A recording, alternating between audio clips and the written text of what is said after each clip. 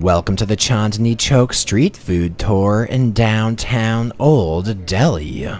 If you want to chomp down on large quantities of calorically dense delicacies, then you've come to the right place.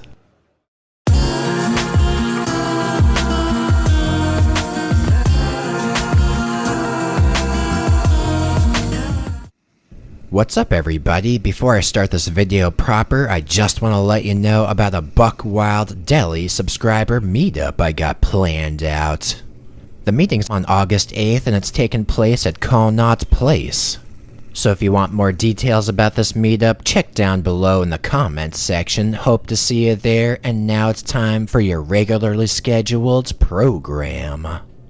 Welcome to the Indian food tour, everybody. So I was cruising around the Red Fort ramparts of downtown Old Delhi. And that castle was looking pretty nice, real nice in fact, but truth be told, I needed myself something to eat. But what kind of food did I decide to eat? I decided to get myself some food of the street side variety. And truth be told, I ended up having a whole wide array of Indian street food, but if you want to know the sweetest street treat of all, then stick around till the end of the video. I think you're gonna like it a lot. Anyway, the first stop on this Buck Wild Indian street food tour is at a famous establishment called Kake Di Hati. I'm not sure if I'm saying that correctly, but I'm sure some of the pronunciation Nazis will let me know in the comments section of this video. Anyway, as you can see, I was scoping out the bread maestros in this place, and I was getting damn near hypnotized by the dudes. Check out this maestro, for example. He's making a stuffed naan so big you might just be able to feed a small village with it. It's getting kind of intense in this bread maestro zone, almost too intense. So I figured I'd let those maestros be, and I sat myself down and ordered up a little chow. And man, oh man, just looking at that wide array of calorically dense empty calories filled my heart with a boundless sense of optimism. Crazy as it may sound, I felt an immense sense of positivity about my future face-feeding potential. Seemed to me that this food, simple as it may be, had a chance to change the entire trajectory of my life. So I took my first step in this journey of self-actualization, and I grabbed this piece of capsicum cheese stuffed naan. Now, I took a look at that stuffing situation, and I was expecting more stuffing inside, but I can't complain. That naan was still looking pretty achahe in my book, so I figured I'd take a bite and see how it tastes on its own. And wow, just wow, that crispy refined wheat flour flavor coupled with that butter, cheese, and capsicum really hit the spot. That was a pretty decent piece of bread right there. Not the best I've ever had in my life, but definitely existence enhancing nonetheless.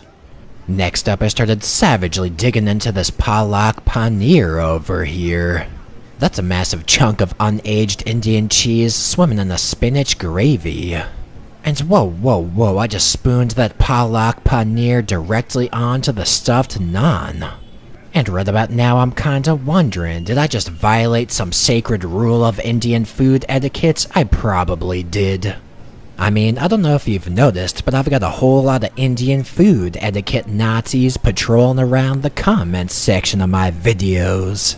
Those damn food Nazis adhere to some strictly regimented style of eating. Well, if there are multiple paths to enlightenment in Hinduism, then why aren't there multiple paths to feeding your face at the dinner table? Can you answer that one, you armchair food aficionados? Oh, that's right, I'm calling out these food Nazis. These damn rascals are running roughshod across the comments section. I mean, not only are these food Nazis literally Hitler, but I get the strange feeling that they have some racist tendencies. Either that, or they're just a tad heterophobic. Anyway, I moved on to this Aloo Matar and jammed it into some stuffed naan. I took myself a casual yet calculated bite, and that peas potato curry was tasting okay. It had a lightly spiced creamy tomato flavor, but overall it wasn't my favorite curry of all time. So I think I'd rate that particular flavor combo a 3 out of 5 Maharaja dogs. Reason being because it tasted pretty decent, but it was a tad too watery and it wasn't quite flavorful enough. So I started spending more time with this Palak Panner because I did enjoy the flavor much more.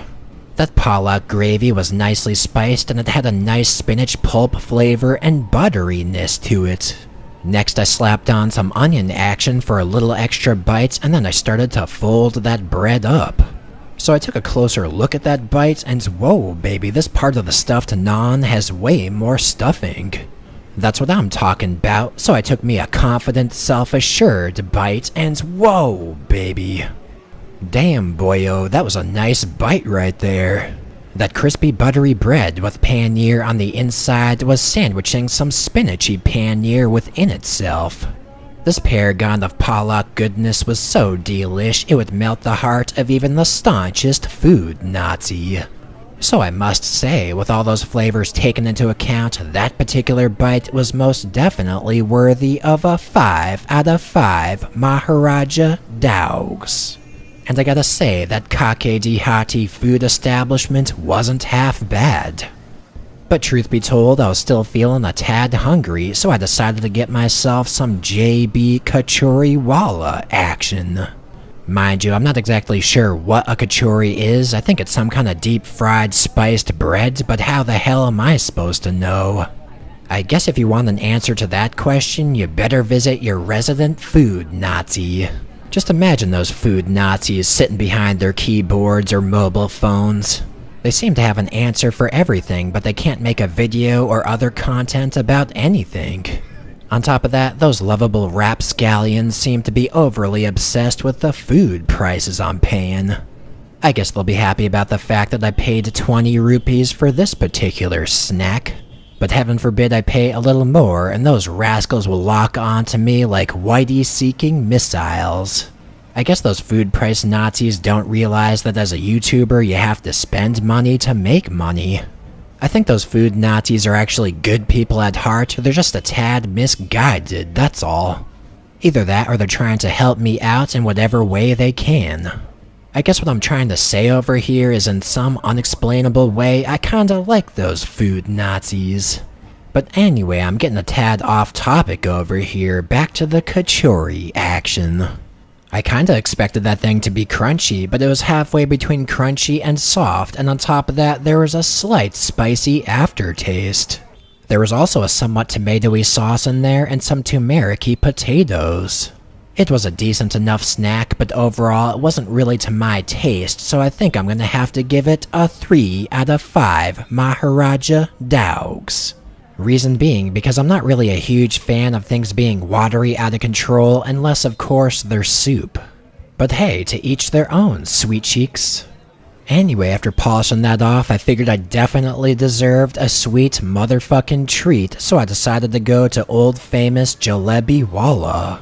After all, it seemed to me that this would be a pretty decent place to spike that blood sugar. So I saw a maestro shooting off some jalebi dough directly into some hot boiling oil, and I was getting pretty excited to say the least. You might even say I was feeling borderline aroused. I guess I was getting pretty excited because I've never had a jalebi before, and I was anticipating the exact nanosecond that I'd sink my teeth into one. So I got myself a nice, fresh, and hot jalebi and was getting physically, mentally, and emotionally prepared to bite down on the mofo.